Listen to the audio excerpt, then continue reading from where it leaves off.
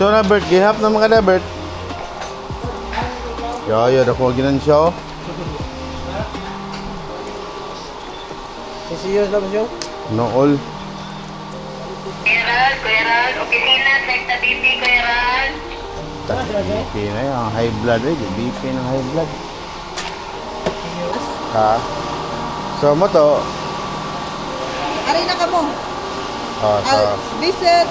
visit lang mo dere or message sa atong page. Okay, 1, 2, 3, record.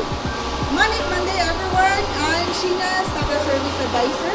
This is from Consolacion. So, ang concern guy ni Sir Ani is under chassis problem. So, kani, this is from City of Naga na unit and ang concern is walay reverse iyahang unit. So, ang nagpadiay guys. Actually, we're handling 4 units today. So, this one is from City of Naga.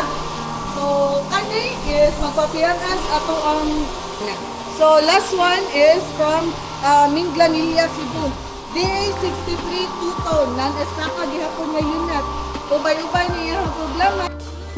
So, any concern with regards to your unit, just message Estaka Service Center nga messenger. And as well, kindly call me Sheena.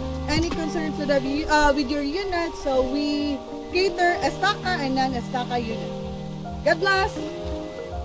Okay. Ay, magkapit na kong dila, Sir Yoka. Dili, pwede naman siya kung masapit ka kanya, ibalik lang kay pwede na to, katon man na nato. Yo, what's up mayang hapon? Time check, it's 4 p.m.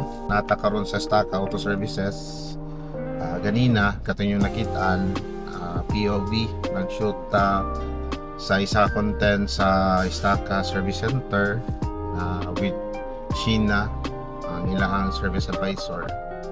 Kaninang hapon, after lunch, nag-meeting pod me with Boss Mon and Miss D for the marketing plans for next week.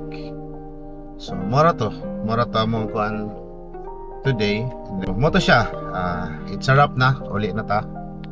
And another day tomorrow sa isa na punta ka client ato na punta sa Speedy. So, mora to.